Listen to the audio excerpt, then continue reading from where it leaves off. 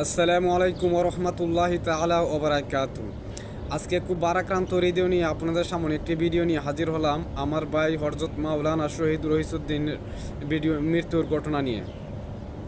আপনারা জানেন উনার মৃত্যু নিয়ে এবং উনাকে শহীদ করা নিয়ে, উনাকে হত্যা করা নিয়ে সারা বাংলাদেশে বর্তমানে তুলফাড় চলতেছে। আহলে সুন্নাত ওয়াল জামাতের অনুসারী যারা আছে এবং আলেমগণ যারা আছে।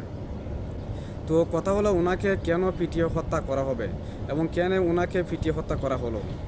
উনাকে মিথ্যা অপবাদ দিয়ে উনাকে পিটিয়ে হত্যা করা হয়েছে এবং উনাকে হত্যা করার এক নাম্বার কারণ হলো উনি নবী প্রেমী ছিল।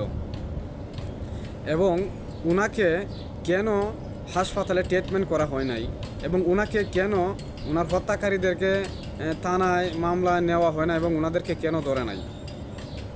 তো বাংলাদেশ বৈষম্য বিরোধী আন্দোলন দিয়ে বাংলাদেশ স্বাধীন হয়েছে একবার। তো বাংলাদেশের মধ্যে বৈষম্য এখনও দূর হয় না, এখনও বৈষম্য আছে।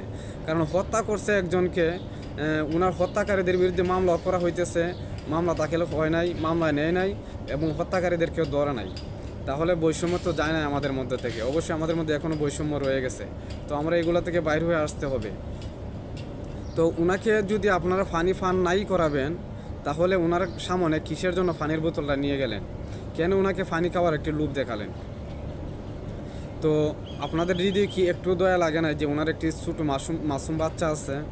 এবং আপনাদের কি হৃদয়ে এই কথাটা জাগ্রত হয় না এবং আপনাদের মনে কি এই কথাটা স্মরণ হয় নাই যে ইয়াজিদ ও ছিল অর্থাৎ হুসাইন রাদিয়াল্লাহু তাআলা আনহুমারে পানির খাওয়ায় নাই, পানি দেয় নাই, পানির অভাবে হুসাইন রাদিয়াল্লাহু তাআলা মারা গেছে কারবালার ময়দানে। আপনারা কি এই কথাটা আপনাদের কি এই কথাটা স্মরণ হয় নাই বা আপনাদের কি মনে হয় না এই সময়ের এই ঘটনাটা?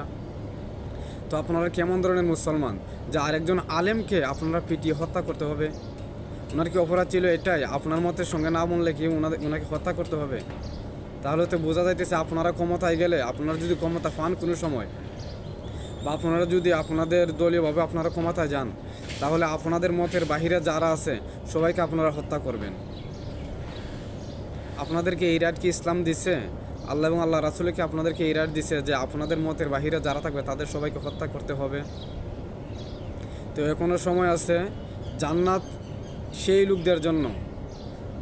লোকদের জন্য যারা আহলে সুন্নাত ওয়াল জামাতের অনুসারী হবে এবং রাসূল পাক সাল্লাল্লাহু আলাইহি ওয়াসাল্লামের ইসলামকে সঠিকভাবে মনের মধ্যে এবং বাস্তবে পালন করার চেষ্টা করবে। তো একটাই দাবি, মাওলানা রহিসউদ্দিনের হত্যাকারীদেরকে অবশ্যই আইনের আওতায় আনতে হবে। তা না হয় বাংলাদেশের আহলে সুন্নাত ওয়াল জামাতের অনুসারী যারা আছে কেউই ঘরে বসে থাকবে না। আমরা আরও একবার একটা হত্যা দেখছি, হযরত মাওলানা নুরুল ইসলাম ফারুকী রহমাতুল্লাহি আলাইহি। ওনার হত্যাকারীদেরকে এখন পর্যন্ত আইনের আওতায় আনা হয় নাই। এখন পর্যন্ত ওনার হত্যাকারীদেরকে খুঁজে বাইর করা হয় নাই। তো এগুলা আমাদের স্মরণে আছে। এগুলা দুনিয়ার মধ্যে আমরা বিচার না পাইলেও আল্লাহ তাআলার কাছে অবশ্যই আসরের ময়দানে এগুলার বিচার পাবো ইনশাআল্লাহ।